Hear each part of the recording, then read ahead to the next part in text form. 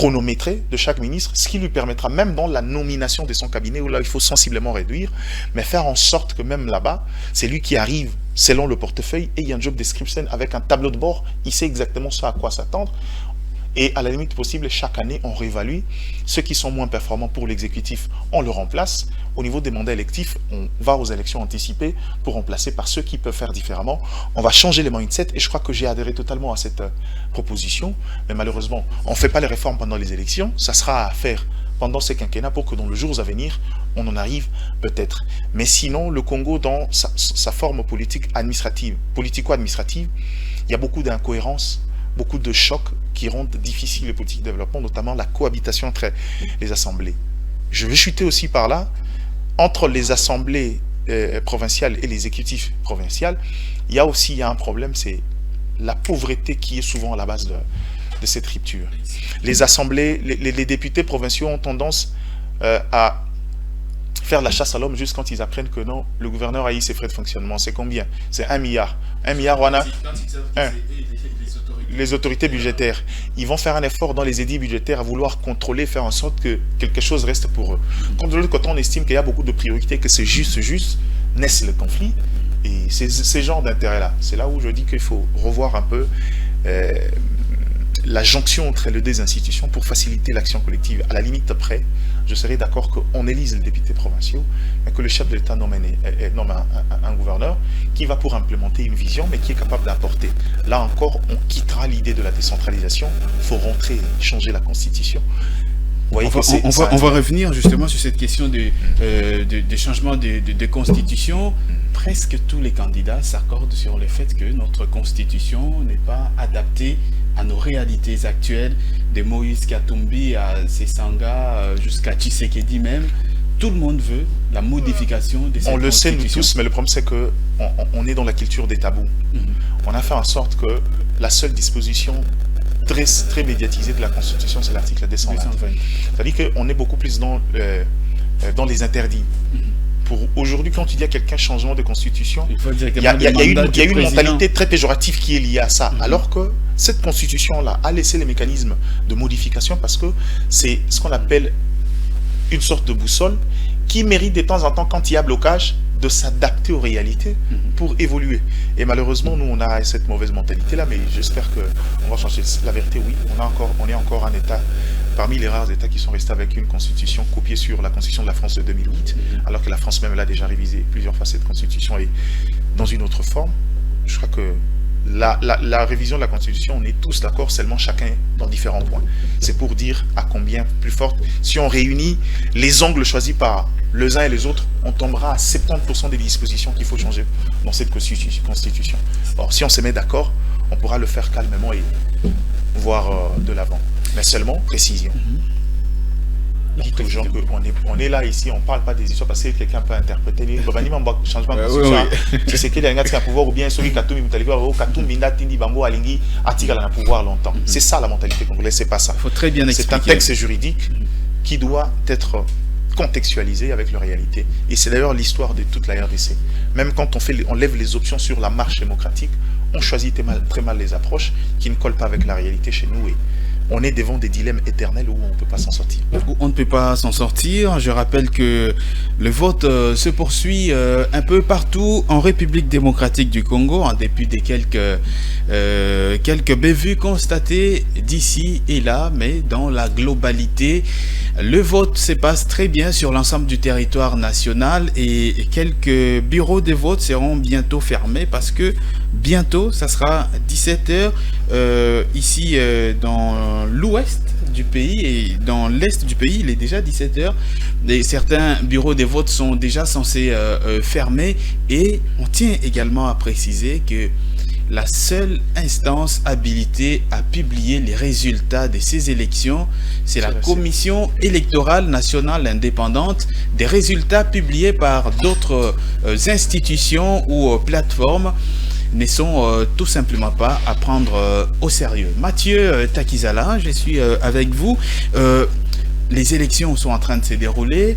Les Congolais sont sûrement en train de voter leurs représentants pour les 5 prochaines années à tous les niveaux. Quels sont aujourd'hui les acquis économique pour, évidemment, ceux qui demandent une réélection et les réformes à mettre en place pour ceux qui peuvent être élus tout simplement pour relever cette économie de la RDC en souffrance. Si nous restons dans le contexte d'élections, pendant longtemps les élections congolaises ont été toujours financées par le coup de pouce venant d'ailleurs.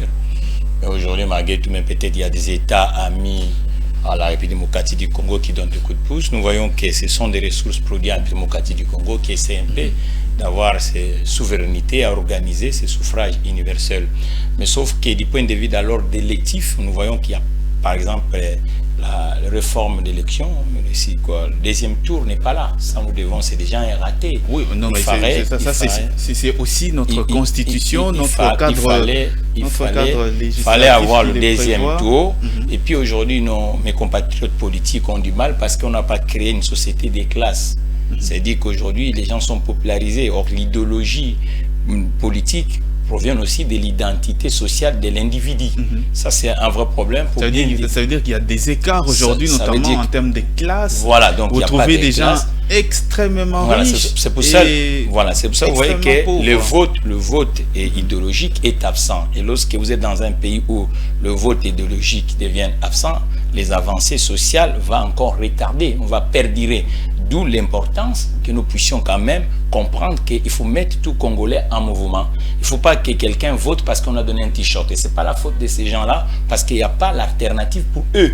Vous comprenez? Donc c'est ça le vrai problème qu'on peut déplorer aujourd'hui en pleine cette élection d'aujourd'hui. Et puis ce que j'ai constaté par rapport aux élections, c'est comme un geste pour la République démocratique du Congo. Nous avons le problème sécuritaire au Congo. Il y a aussi l'intérêt de toutes les nations. Nous sommes une nation qui est représentée dans toutes les organisations internationales. Nous voyons ce qui se passe en Palestine, ce qui se passe en Ukraine. Mais ce conflit de l'Est, on dirait que ça reste uniquement pour nous. C'est vraiment injuste de voir qu'un Congolais des Massissi ou tout ça, ainsi de suite, qui n'a pas le droit de choisir quelqu'un, il trouve qu'il peut être bon pour lui. Et ça, la communauté internationale doit vraiment faire de sorte que ce n'est pas normal.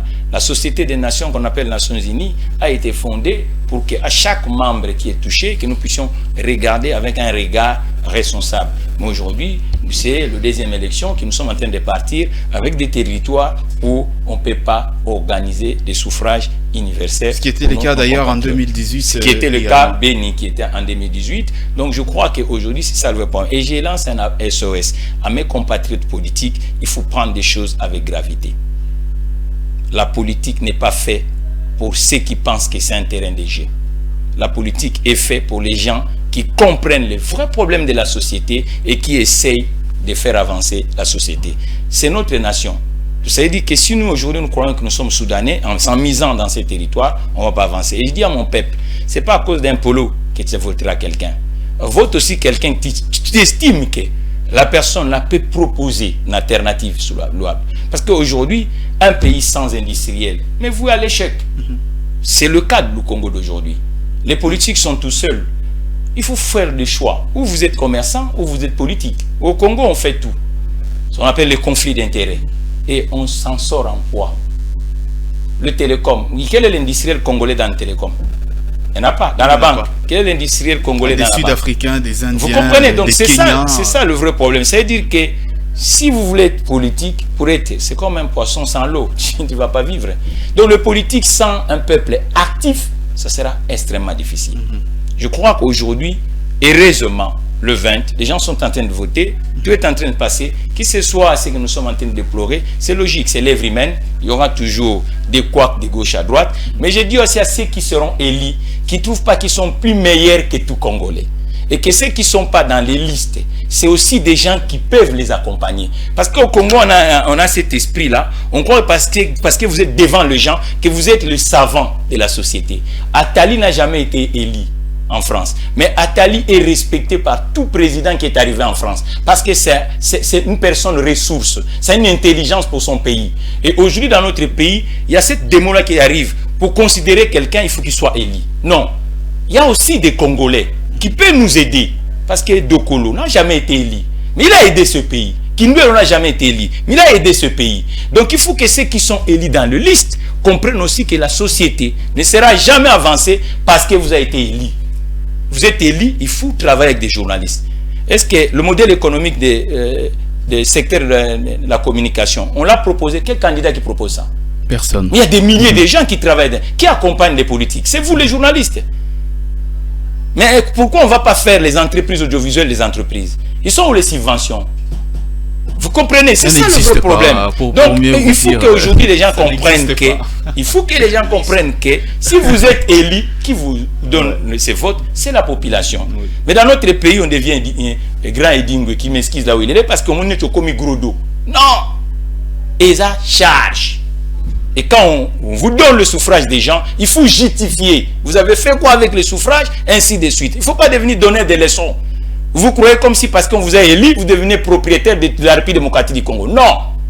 Le propriétaire, c'est le peuple souverain. Il faut justifier au peuple, avec le respect au peuple. Le peuple, qui ce soit le démuni que nous sous-estimons ici, c'est la population congolaise.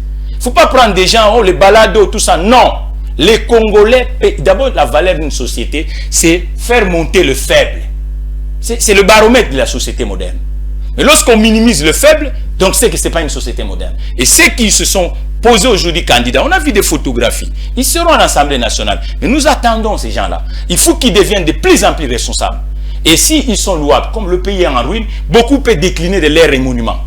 Si on va voir si vraiment ils veulent contribuer de ce pays. Qui déclinent de l'air et monuments, même pendant 6 mois. Mais s'ils déclinaient ces émoluments, qu'est-ce que ça va apporter? Ça peut arranger quelque chose. L'Assemblée nationale ou le Sénat, vous savez combien on rémunère les gens. Si on dit 6 mois et que ces gens ont dit à l'auteur même de 40%, ils ne vont pas toucher les émoluments et qu'on verse même aux mamans qui ont des restaurants, qui fait l'activité. Vous imaginez une dame qui vend dans le marché de Gambela et qu'on emprunte même $2000. Ça représente quelque chose, monsieur Patrick. Ça représente quelque chose. Ça peut créer 2-3 emplois. Vous comprenez? Il ne faut pas minimiser. En économie, il n'y a pas une petite somme. Parce qu'aujourd'hui, le moment est crucial. Est-ce que la somme doit venir seulement de l'argent des députés? Mais l'argent des députés, c'est l'argent des Congolais. Est-ce que l'État ne doit pas mettre en place des mécanismes? C'est l'argent des contribuables. C'est l'argent des contribuables. L'argent des députés, c'est l'argent des contribuables. Ils ont quand même travaillé pour le voir. C'est lui qui paye les députés, c'est nous la population. C'est les taxes, c'est le TVA, c'est ainsi de suite. C'est cet argent-là qu'on verse à tout le monde. Les députés, j'ai pris comme un exemple. Mais on peut avoir aussi le PDG du côté de portefeuille. Vous comprenez? Donc on paie. Les mandataires. Oui, les mandataires de l'État. Le président Nana Akufo, lorsque Covid était, il avait fait ça. On réduit les déplacements. On regarde comptablement. Le mandat qui vient de passer, le ministre avait droit de combien de déplacements à l'étranger? S'il avait 20, comme nous sommes toujours en déficit, on le met à 8. C'est-à-dire qu'on fait les économies de combien? Des 12 déplacements internationaux. Vous comprenez? Et on peut injecter ça dans l'économie productive. Si on avait 50 ministres, on fait un gouvernement de 15 ministres, on va faire les économies pour injecter dans l'économie productive. Même pour soutenir l'employabilité des jeunes. Parce que les jeunes en République démocratique du Congo sont sous-estimés. Il faut que les jeunes soient des gens qui vont produire pour que ce pays puisse avancer. Vous savez, le 5 ans vient de passer. On a eu l'accord d'Agoa, M. Lumbala. Qu'est-ce qu'on a vendu aux États-Unis? AGOA a permis à le pays comme Éthiopie de vendre l'excédent agricole. Vous comprenez? Et il n'y a pas aujourd'hui, il n'y a même pas 4-5 Mais on n'a rien à vendre aux États-Unis. Mais il fallait organiser parce que ce sont des dispositifs. Un grand marché. Un grand marché comme les États-Unis. On me signale qu'on a vendu des arachides. Oh, combien de tonnes? Combien d'exploitations qu'on a en Syrie? Donc, on devait bénéficier de ça. On signalait aussi un peu des Chikwang. Non, on pouvait bénéficier de ça. La diaspora, parce que l'Éthiopie a bénéficié de ça. Et il n'y a pas longtemps, la Chine, il y a 4 jours, ils viennent d'exonérer les produits agricoles pour la démocratie du Congo, parmi les 6 États. Mais jusqu'à aujourd'hui, citons sur les 26 provinces, quels sont des exploitants professionnellement qui peuvent vendre l'excédent agricole au niveau de la Chine? C'est là où on devait attendre les candidats dans tous les niveaux. Comment ils peuvent faire que dans chaque recoin de la République, qu'on puisse avoir les professionnels qui créent de la valeur? Malheureusement, ils n'ont pas tous abordé ces questions-là. Nous avons un peu moins de 10 minutes avant de terminer complètement cette émission. On va prendre quelques réactions de quelques personnes qui continuent à voter jusqu'à présent.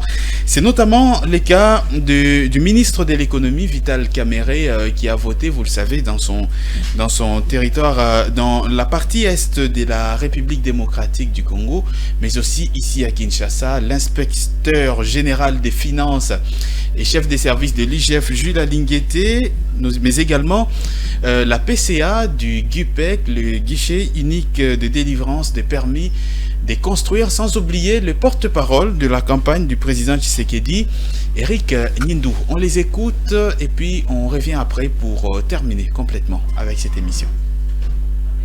C'est d'inviter ceux qui sont encore à la maison de venir massivement dans les bureaux de vote, exercer leur devoir civique. Leur voix compte et c'est par leur voix qu'ils vont se libérer, ils vont renforcer la démocratie. Je remercie la population de Bukavu et ceux qui démontrent par cet engouement qu'elle est attachée à la démocratie. Merci beaucoup. Les électeurs Excellence, les électeurs tentent de beaucoup de popularité et d'autres c'est toujours bien inquiet. C'est votre impression et votre demande. Les deux machines en panne ici dans un centre. Le chef de centre a appelé, les machines sont réparées. Avez-vous une demande particulière à la sécurité par rapport à ça? À la sécurité qui donne ce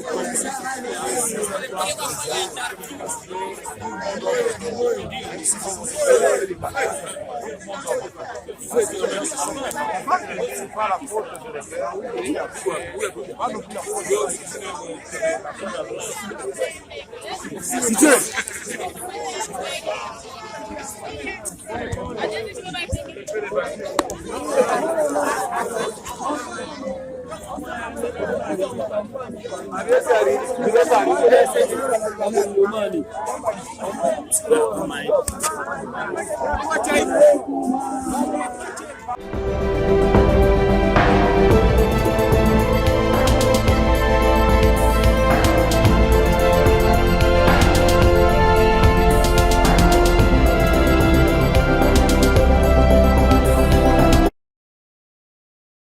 Je viens d'accomplir mon devoir civique, celui d'élire le président de la République, les députés nationaux et un député provincial ainsi qu'un conseiller communal pour Matete.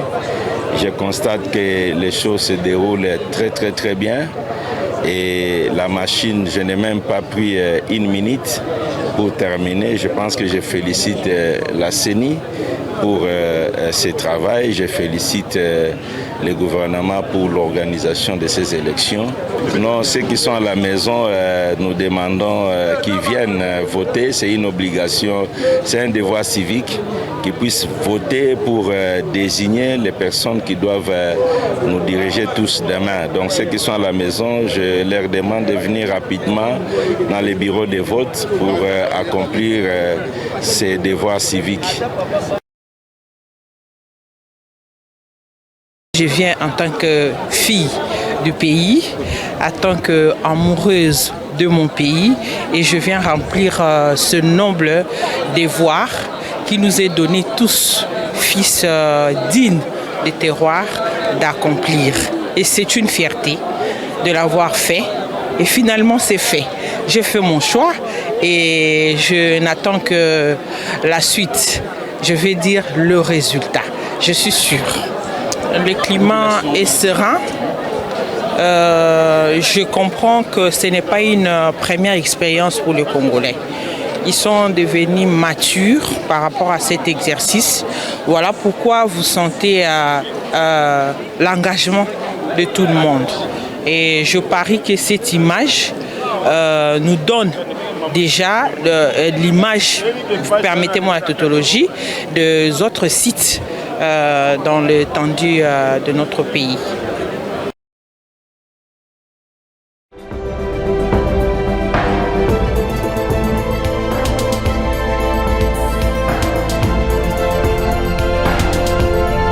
C'est lui qui a vraiment l'amour du Congo et l'amour des Congolais. Donc vous savez ce qu'il a fait pour vous durant 5 ans. Faites-lui confiance et il fera encore plus. Et on le fera tous pour que le Congo soit encore un grand pays et que nous tous Congolais nous recouvrons notre fierté d'être un grand pays au cœur de l'Afrique. Et s'il perdait les élections, que direz-vous? Pour nous, l'échec n'est pas une option. parce que nous avons parlé à notre peuple. Nous savons comment le peuple a répondu à cet appel et on a vu l'enthousiasme, la dynamique qui s'est dégagée durant la campagne. On ne pense pas, c'est impossible pour nous. Mais j'ajoute aussi, nous sommes des démocrates. Ne craignez rien, nous respectons un président qui a mis les moyens, qui a donné les moyens à la CENI pour que les élections soient organisées dans les délais constitutionnels, c'est-à-dire après 5 ans. Balobaki va glissement, tout ça glissementé. Candidat numéro 20, président Félix Tshisekedi a ça glissementé. On est le 20 décembre 2023, les élections ont lieu.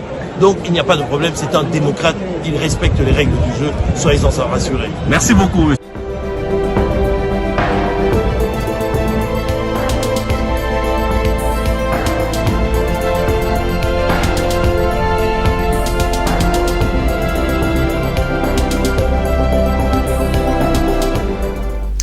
Voilà, l'échec n'est pas une option selon Eric Nindou, justement porte-parole de Félix Antoine Tshisekedi. Mike Gardi Diana, nous sommes arrivés pratiquement à la fin de ce plateau spécial élection qui a commencé, je le rappelle, depuis 13 heures, passé de quelques minutes, heure de Kinshasa. À quoi peut-on s'attendre justement après, à l'issue de ces élections qui se déroulent aujourd'hui? Parce que aujourd'hui justement, dans les chefs de tous les candidats, personne n'est prêt à accepter la défaite.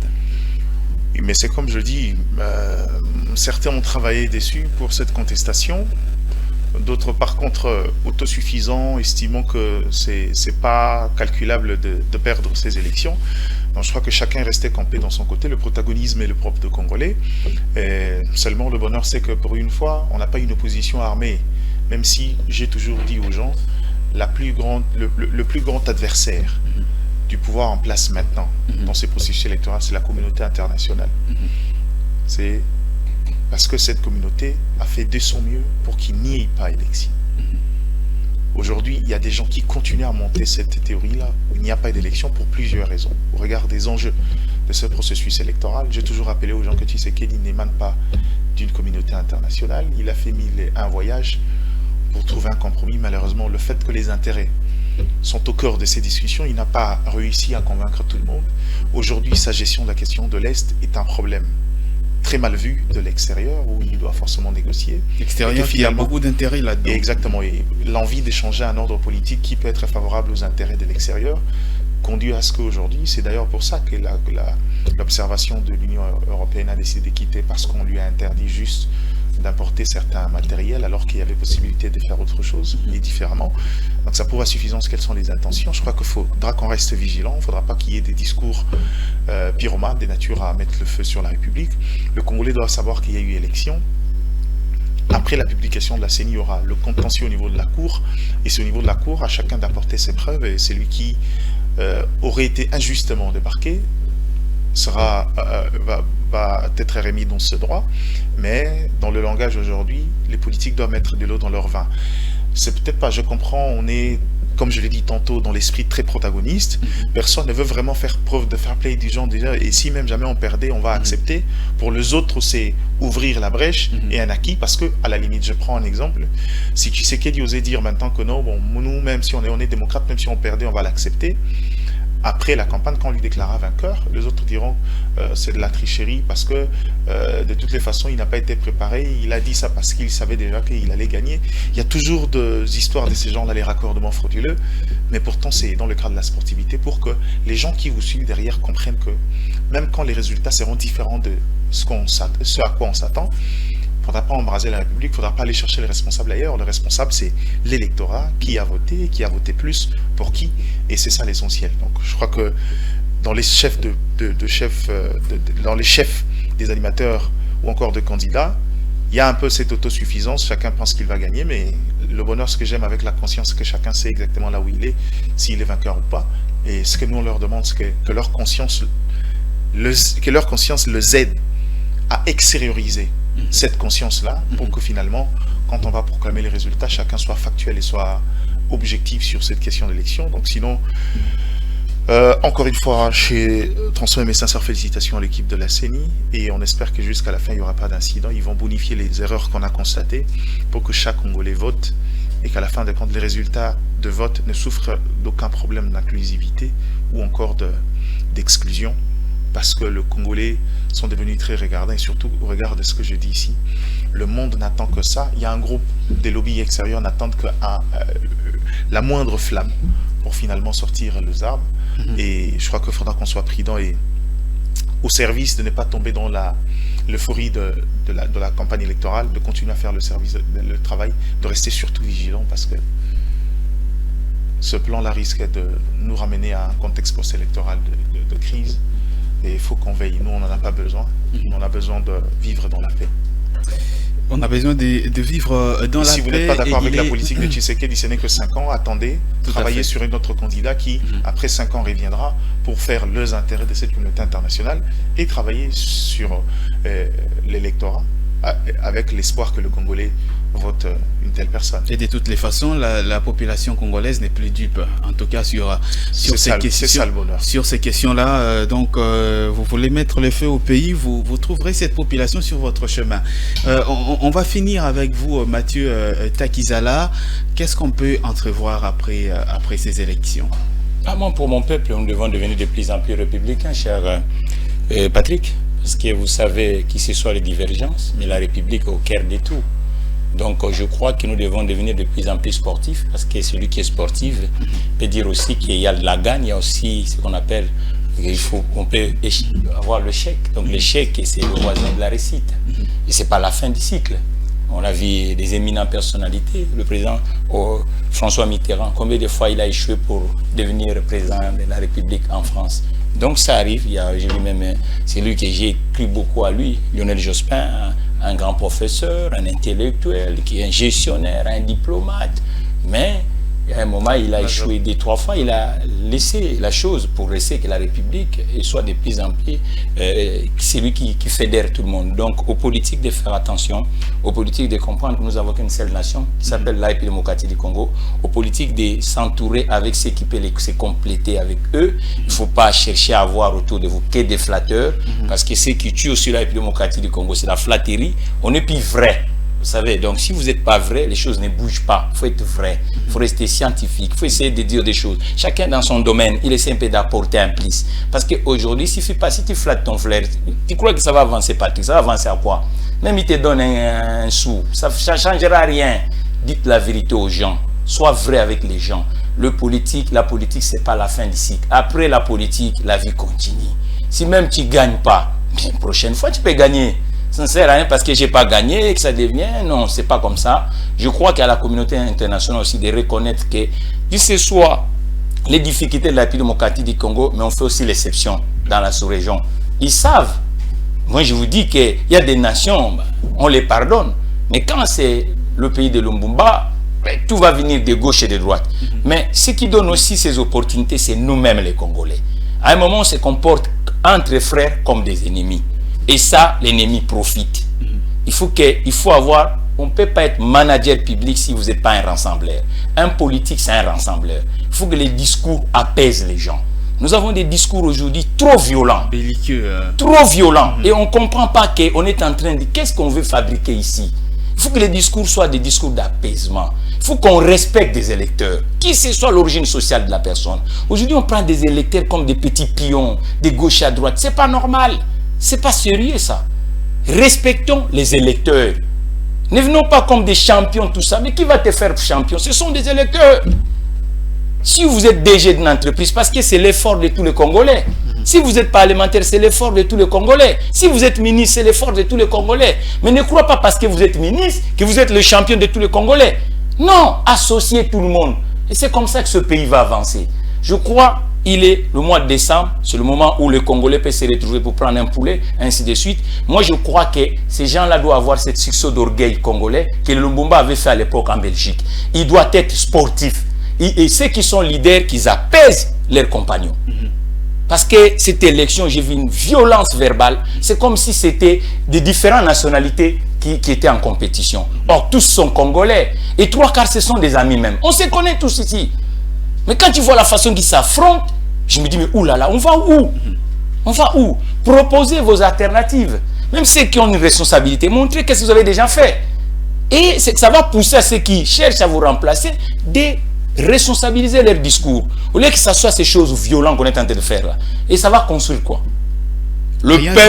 Le peuple, il faut être mature. Ce n'est pas en brillant que vous allez faire construire ce pays. On a fait le pillage ici, non? On regrette aujourd'hui. Tout le monde est au chômage. Mais il y avait de travail ici. La politique, il faut vraiment, les partis politiques, après cette élection, recruter aussi les gens. Formez aussi vos militants. Formez vos militants. Formez vos militants. Parce que là, ça devient des affrontements inutiles. Je crois que les choses ont été dépassées calmement. Mais je demande à tous les leaders qui sont au niveau de l'élection présidentielle d'apaiser leur camp. Tout à fait. Ce qui est très important. D'être sportif. Parce que là, je vois, ils ne sont pas sportifs. Oui, vous pouvez se perdre aussi. Ça n'est pas la fin du monde. Et ton frère peut te remplacer. S'il n'y a pas un problème. Le Congo, il faut que ça continue. Tout à fait. J'ai vu un président, par exemple, François Hollande, qui avait promis aux gens, en disant, moi, si j'ai reçu pas à baisser le chômage, non, honnêtement, je ne vais pas continuer. Et c'est un homme à féliciter.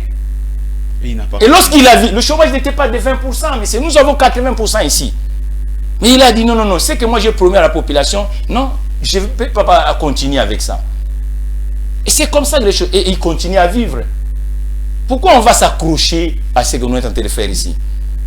Non, faites de sorte que cette élection, qu'on devienne de plus en plus un peuple modèle.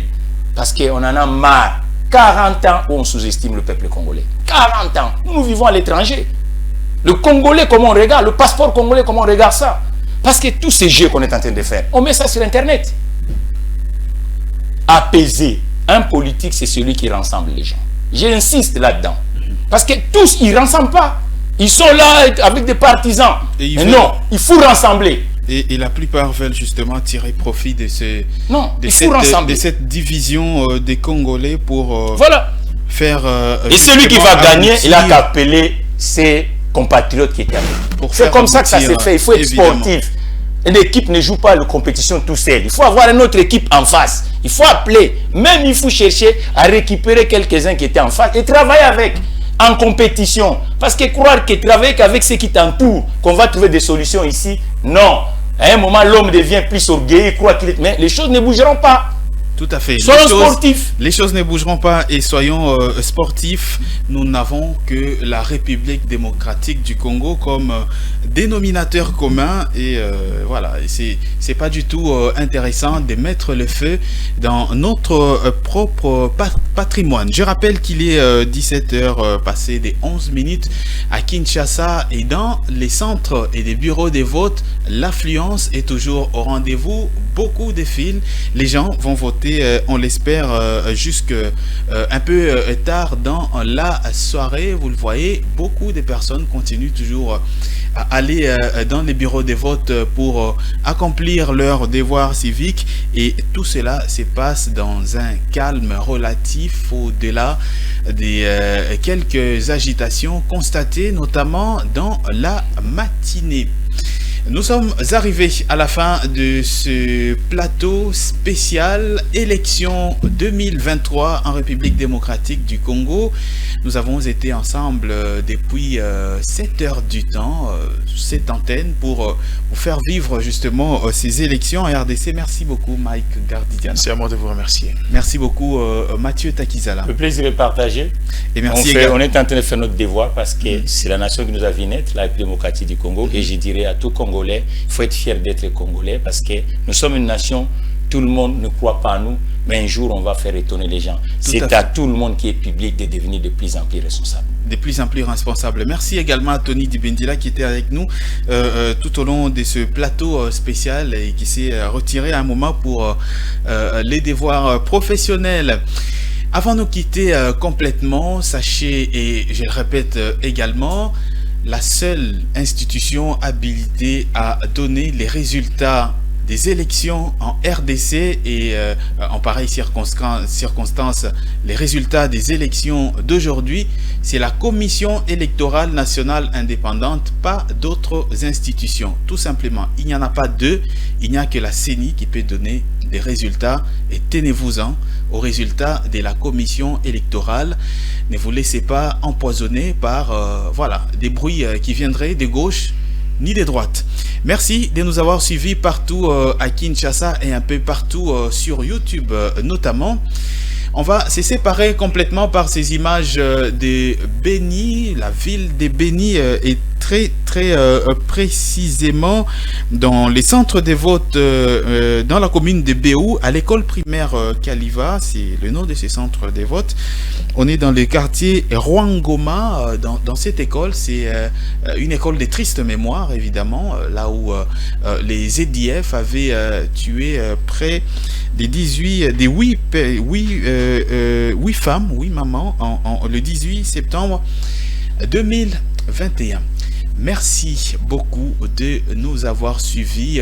L'actualité en rapport avec les élections continue et se poursuit sur Ecofin Télévision. Restez avec nous parce que nous couvrons ces élections en temps réel. Vous retrouverez d'autres détails dans nos éditions du journal. D'ici là, portez-vous bien et restez en continuation de nos programmes. À très vite.